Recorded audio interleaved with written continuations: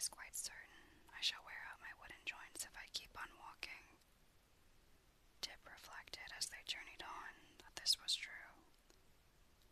He began to regret that he had not constructed the wooden limbs more carefully and substantially. Yet how could he ever have guessed that the man he made merely to scare old Mombi would be brought to life by means of a magical powder contained in an old pepper box? So he ceased to reproach himself, and began to think how he might yet remedy the deficiencies of Jack's weak joints. While thus engaged, they came to the edge of a wood, and the boy sat down to rest upon an old sawhorse that some woodcutter had left there. "Why don't you sit down?" he asked the Pumpkinhead. "Won't it strain my joints?" inquired the other. "Of course not. It'll rest them," declared the boy. So Jack tried to sit down, but as soon as he bent his joints farther than usual, they gave way altogether, and he came clattering to the ground with such a crash that Tip feared he was entirely ruined. He rushed to the man, lifted him to his feet, straightened his arms and legs, and felt of his head to see if by chance it had become cracked.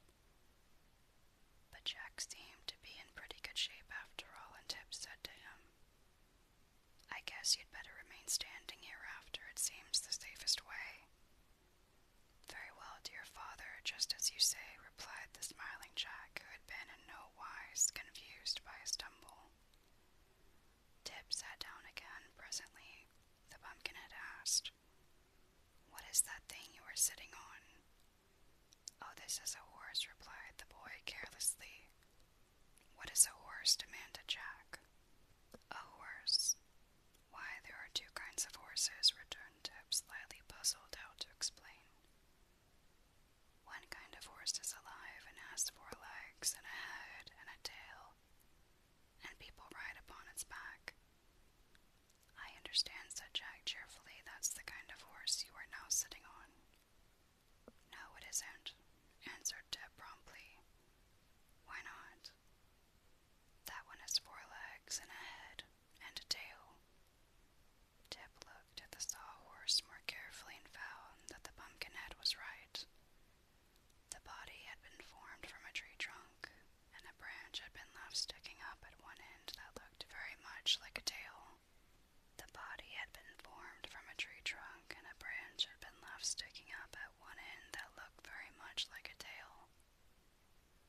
In the other end were 2 big knots that resembled eyes, and a place had been chopped away that might easily be mistaken for the horse's mouth.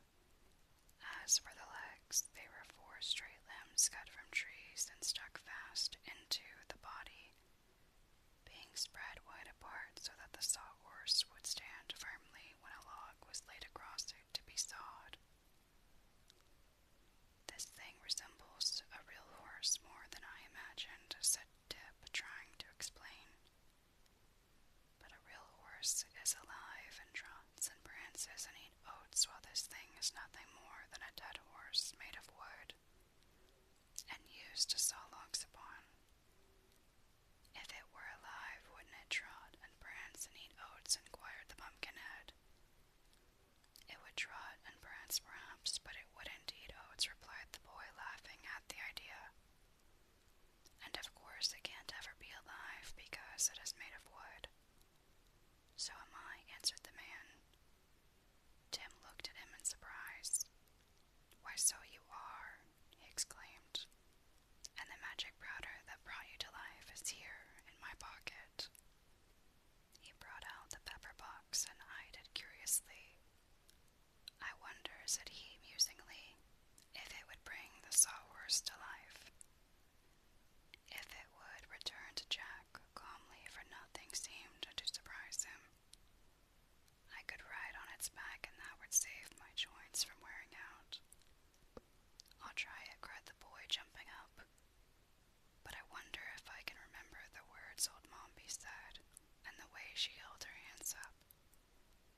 He thought it over for a minute, and as he had watched carefully from the hedge every motion of the old witch and listened